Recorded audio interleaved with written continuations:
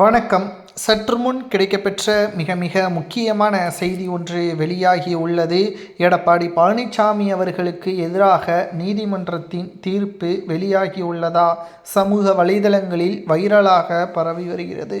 குறிப்பாக அதிமுகவின் செய்திகளை தெரிந்து கொள்ள நமது சேனலுக்கு புதிய பார்வையாளர்கள் மறக்காமல் ஒரு சப்ஸ்கிரைப் பண்ணி பக்கத்தில் உள்ள பெல் பட்டனை மட்டும் கிளிக் பண்ணிடுங்க. அதிமுகவின் ஆட்சியின் பொழுது கொடநாடு சம்பந்தப்பட்ட வழக்கு தற்பொழுது வரை விசாரணையில் தான் இருக்கிறது.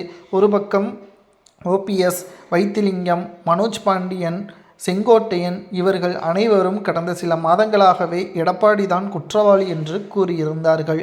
ஆனால் எடப்பாடி பழனிசாமியின் தரப்பினர்கள் இதற்கு முற்றுப்புள்ளி வைக்கும் விதமாக கட்சியிலிருந்து நீக்கப்பட்டவர்கள் தான் கூறுகிறார்களே தவிர கட்சியில் இருப்பவர்கள் இதை பற்றி கூறவில்லை என்பதையும் தெரிவித்தார்கள்.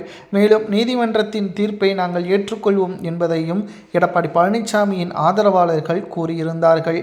இப்பொழுது பன்னீர்செல்வம் அவர்களுக்கு சாதகமாக எடப்பாடி பழனிசாமி அவர்களுக்கு எதிராக நீதிமன்றத்தின் தீர்ப்பு வரலாம் என்ற தகவலும் தற்பொழுது கிடைக்கப்பெற்றுள்ளது. இதற்கு மிக முக்கியமான காரணம் அனைத்திந்திய அண்ணா திராவிட முன்னேற்ற கழகத்தின் ஆட்சியில் மறைந்த முதல்வர் ஜெயலலிதா அவர்கள் வசித்து வந்த கொடநாடு பங்களாவில் நடைபெற்ற அசம்பாவிதங்கள் அனைத்திற்கும் கேரளாவில் இருந்து வரவழைக்கப்பட்டுள்ள நபர்கள்தான் காரணம்.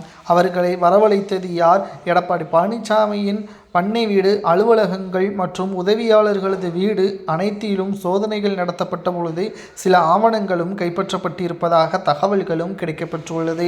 இதில் நிச்சயம் எடப்பாடி பழனிசாமி இடம்பெற்றிருக்கிறார். இந்த சம்பவத்திற்கும் எடப்பாடிக்கும் நேரடியான தொடர்பு இருக்கிறது என்பதையும் ஆதாரத்துடன் சிபிஐ துறை அதிகாரிகள் நீதிமன்றத்தில் சமர்ப்பிக்க உள்ளதாக தகவல்களும் கிடைக்கப்பெற்றுள்ளது.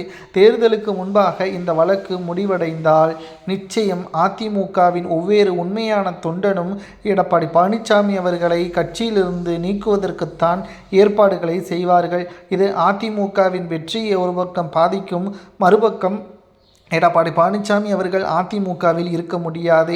அதே சமயம் ஓபிஎஸ், டிடிவி தினகரன், சசிகலா இவர்கள் அதிமுகவிற்குள் மீண்டும் வந்தால் செங்கோட்டையன் கட்சியிலிருந்து நீக்கப்பட்டது மீண்டும் அவர் அதிமுகவில் இணைக்கப்படுவாரா? அவர் தற்பொழுது தாவேகாவில் இணைந்திருப்பதும் குறிப்பிடத்தக்கது.